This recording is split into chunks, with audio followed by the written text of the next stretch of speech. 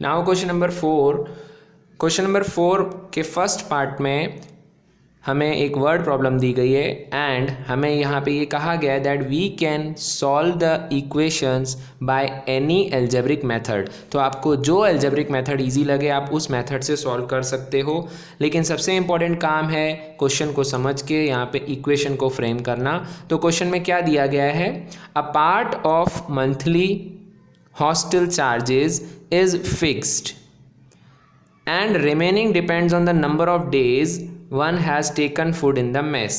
तो एक hostel charges की बात हो रही है जिसमें एक पार्ट उसका फिक्स्ड है और दूसरा पार्ट डिपेंड करता है कि आप कितने दिन वहाँ पे रहे हैं।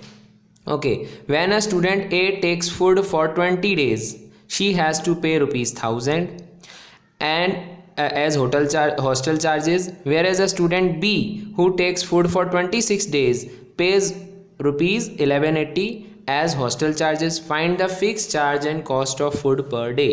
तो यहाँ पे हम सबसे पहले मान लेते हैं that let the fixed charges, जो fixed charges हैं हम मान लेते हैं वो है ₹X। ओके, फिक्स चार्जेस को हम ₹X मान लेते हैं and charges for food per day food के लिए रुपीज़ हम मान लेते हैं ₹Y का चार्ज लग रहा है पर डे। ओके, तो जैसे एक स्टूडेंट ए की हम बात करें, ए स्टूडेंट ने 20 days के लिए पेमेंट किया है। ओके, तो उसके लिए क्या क्या चार्जेस लगेंगे, एक तो उसको फिक्स चार्जेस लगने ही वाला है, फिर उसने 20 days के लिए फूड लिया है, दैट मीन्स एक दिन के लिए ₹Y है तो 20 days के लिए 20 तो टोटल उसने अमाउंट जो पे किया है दैट इज़ ₹1000। तो ये हो जाती है उसकी फर्स्ट इक्वेशन।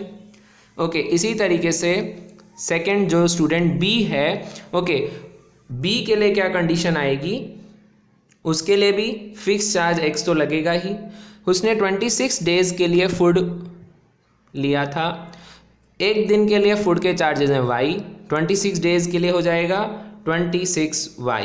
उसने टोटल अमाउंट कितना पे किया है 1180। ओके, अब हम इन इक्वेशंस को एलिमिनेशन मेथड से सॉल्व करने जा रहे हैं। हम यहाँ देख रहे हैं कि एक वेरिएबल के कोफिशिएंट बिल्कुल सेम है x, सो हम इन दोनों को सब्ट्रैक्ट कर लेते हैं। So we will change the sign, x cancel हो गया बिकॉज ये पॉजिटिव है ये नेगेटिव है।